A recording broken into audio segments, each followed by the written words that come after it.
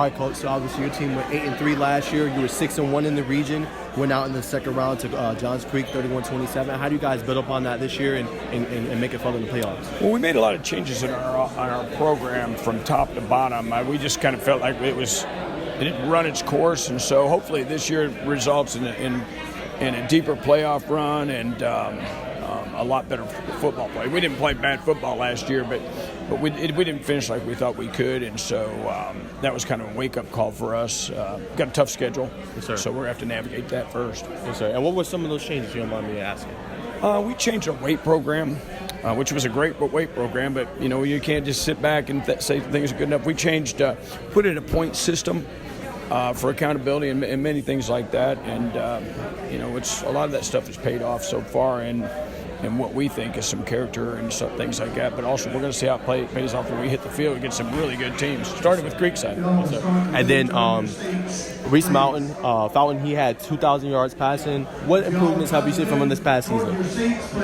I expect to see that a better, I don't know if it's the word better, a quicker decision-making process and a more comfortability in the offense.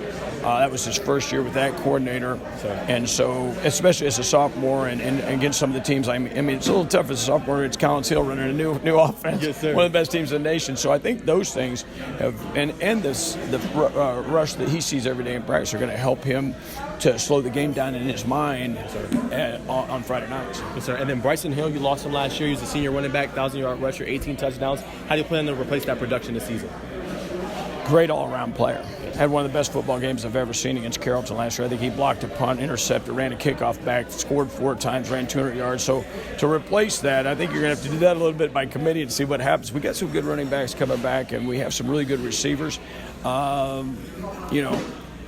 Hopefully, I don't think one man can replace that kind of production, but we hope we get it done with a few other people at different spots. And then 2 more questions, Coach. Tell me a little bit about the defense this year. What's going to be that defense identity, and what's some players we should look out for?